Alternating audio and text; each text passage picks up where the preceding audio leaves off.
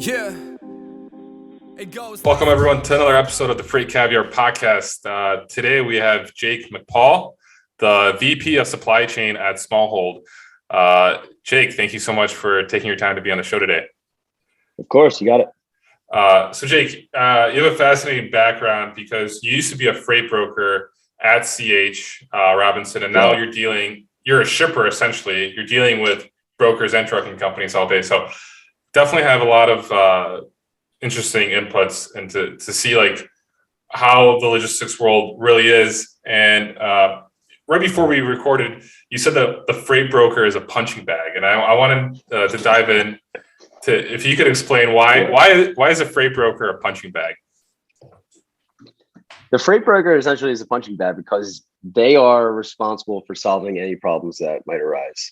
So a truck breaks down, a carrier's late for a pickup, a carrier no call, no shows, whatever you and I know from our brokerage days that are headaches, as the shipper, you can always just call the broker and you have your customer rep and you just lay into your customer rep and you force them to get whatever you need done. And it's on the broker in order to maintain the business relationship that you have to go out and get done what is needed. I think there's a million brokers out there, right? So service is key. If they're not going to service you to the expectations, you can just drop them and carry on and go to a new one and probably get similar rates. So no matter what happens, the broker's always getting beat down. And then even like when the market's shifting, the broker is the one that's constantly trying to deal with, if the market recently, right, the market's been insanely hot, probably falling off a little bit right now, but the brokers are, again, the trucking companies, direct carriers are beating up the brokers time and time again on rates. So it's the customer beating up on one end and the actual carriers beating up the brokers on the other end. So it's constant. True. Yeah, definitely. As a shipper, why won't you just work directly with a trucking company? Again, like going back to that service piece, there's a million different things that can happen with a shipment. And I think I was mentioning it earlier, like I have a extensive background in shipping produce. Yeah. And a lot of those produce loads are expedited, need to make delivery, working with big retailers need the product to arrive on time so they can fulfill their stores and make sure their shelves are full. So anytime there's a breakdown, you need to, or anything, you need to solve for it. And working with a direct carrier, I think you're limited unless it's the huge carriers. Like if you work with like a Knight or a Swift or any of these huge, JB Hunts, huge asset carriers, they can problem solve for you. They have assets everywhere. They can go into their portal, figure out where the trucks are, reroute things, and problem solve.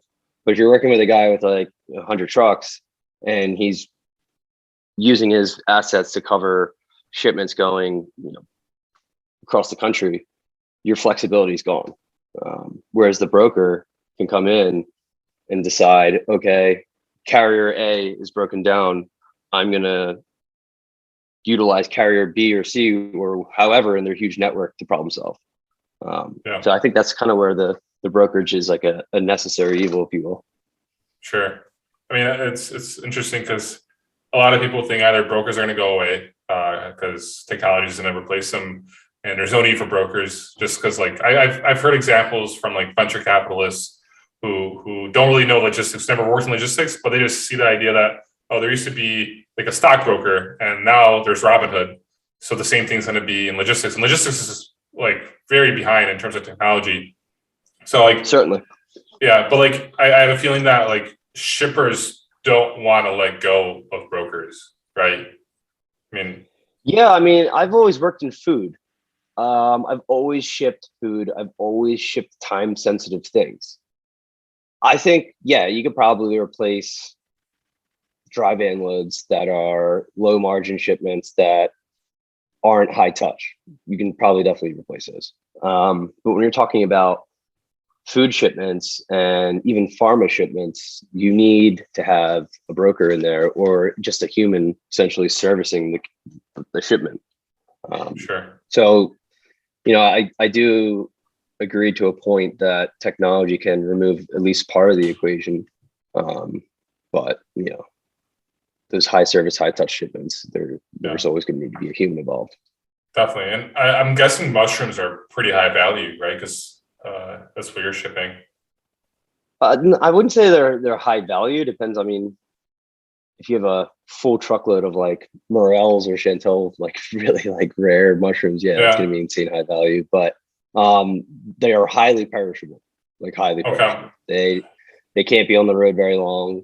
They don't like being in boxes. So, basically what you're trying to do is get from A to B ASAP. And honestly, what we're trying to solve for is reducing that A to B. So that's why we're building farms like close to the consumer, so that the consumer can have a higher quality mushroom that is fresher than, your standard mushrooms that are shipping around the country now, going long distances on the road for a while, sometimes co-load it with other products that could even impact the mushroom. Sure. And where are those farms right now located? So our first one is in Brooklyn. Our second one is in Austin proper, so South Austin. The third one we built, which is our largest to date, is in Buda, Texas, which is between San Antonio and Austin. And then our fourth is currently underway in Vernon, California. So like just, I think, southwest of downtown LA. Okay. And so you got these mushroom farms, like let's say about Brooklyn.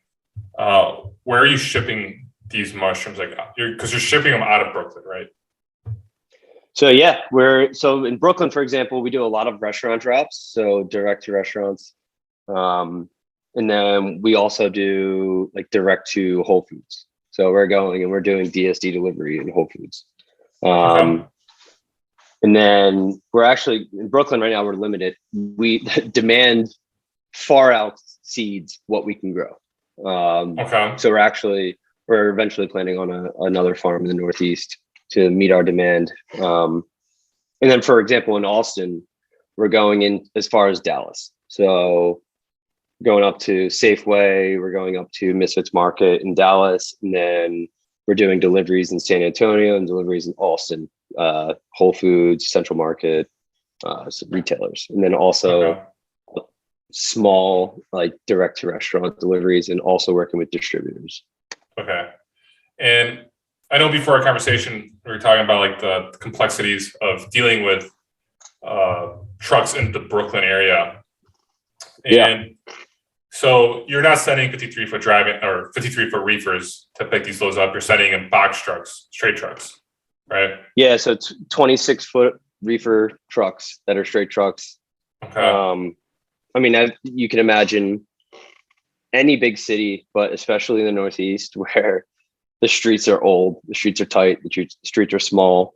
A lot of like, even like the building infrastructure is not at dock level. So a lot of times you're dealing with like a truck blocking off the street while traffic's trying to get by with its door open while a forklift is coming and taking a pallet at a time. So it's a headache. You can't send a 53. And that's like, honestly, where Warp has come in. Like 26-foot trucks are not easy to source. And I think we mentioned this before, even at a brokerage, when you think about booking a truck, you're like always thinking 53-foot drive-in or 53-foot reefer. That 26-foot truck, it's not just easily available. So that's where Warp has come in, where we need 26-foot reefers. We need to be able to get into the city. We need to be able to get out of the city. And you call Warp, and they're there with the 26-footers. And honestly, it's even easier to even deal with the 26-foot truck when you're going into grocery stores. And hopefully in the future, we're using Warp to co-load with other grocers and can handle that. They can handle the DSD deliveries going to restaurants or even grocery stores. That's at least the future goals. Okay.